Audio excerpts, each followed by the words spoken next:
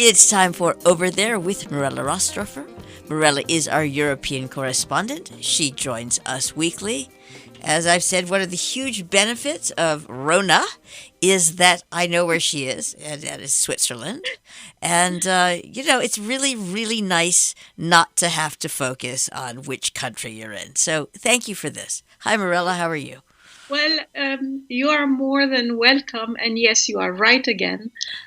From Switzerland, a little topic on the United Nations today. As we know, two of the main centers of the United Nations in Europe are in Geneva and in Vienna, Austria. And what is coming up very soon at the United Nations is a decision on who's going to run or and replace the Secretary General of the UN, who is right now Antonio Guterres. I thought that it was an interesting take on such an old institution, the fact that while Antonio Guterres is almost certain to get a new mandate for 5 further years, as he seems to have the support of the main 5 permanent members of the United Nations, it is interesting to see and really a little bit exciting also, the fact that someone as young as 34 years old is going to try and be elected. This person is called Aurora Akanksha. And she's, as I said, 34 years old. Her background is very interesting, but by no means as impressive as the one from Antonio Guterres, considering that he's 71 years old and she's 34. But still, she studied in Toronto, got a master at Columbia, worked very shortly for the United Nations, and was shocked apparently by what she saw and what she felt, and decided that things have to change. Originally, she's from India, but she lived in Saudi Arabia because her parents were doctors and moved there for work. Then she studied in Canada and then finished her studies in the US. She truly believes that the United Nations are not doing a very good job and that they really can do better. And this is interesting because it's the take of someone that is younger, someone who is part of the so-called millennials, and someone who actually, without falling into all sorts of cliché, would like to improve the world. She would like to see a United Nations that is more innovative, that has a different dynamic. And she also thinks that the elitist approach of the people at the UN definitely hinders efficiency and basically final results.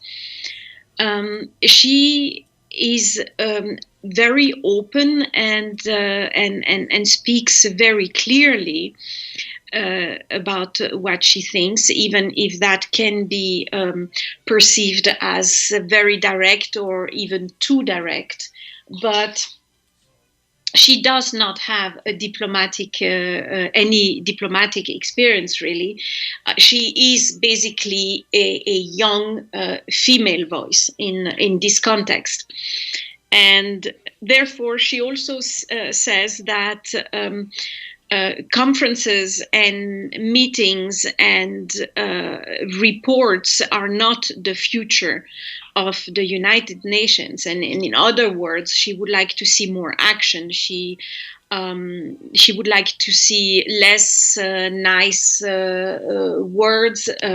She also finds very much that it's no use to talk in a paternal way or to give good advice, but she really think that it's time basically to maybe shake a little bit an old institution, after all, 76 years old institution, and define why, for example, they are in financial difficulties. According to her, the UN is wasteful, and again, according to her, only 30% of the money that the budget that they have goes into actual causes, and the rest basically is used to make such a machine, a huge administrative machine work. It's interesting because I heard actually many times from younger people asking some question about the UN in the sense of what's the real purpose, and are they really performing at their very best, or is it a way to reduce administration and increase help? Also, why isn't it possible to have more young people, young voices? And that is something also that made me think, because Antonio Guterres did all his life an incredible job. He was also a former prime minister of Portugal. He worked as a United Nations High Commissioner for Refugees, and his CV is just stellar. He also emphasizes the fact that he wants to work for human dignity, and that he's a bridge builder, and that he's also, according his webpage, a promoter of reform and innovation. And my question was a little bit, while he is a promoter of reform and innovation, then wouldn't that be also the time when one is already 76 years old to maybe let the space to someone who might have less experience and might have a CV that is less impressive than his, but basically leave space to younger generations who will also have to live with their decisions and should maybe have much more a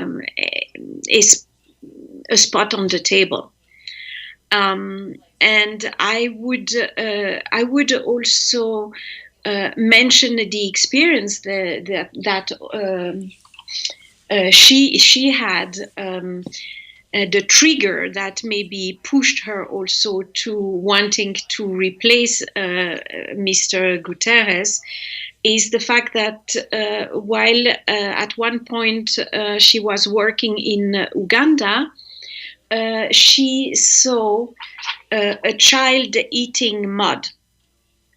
And when she was back then at the UN and she told the story to a UN official, his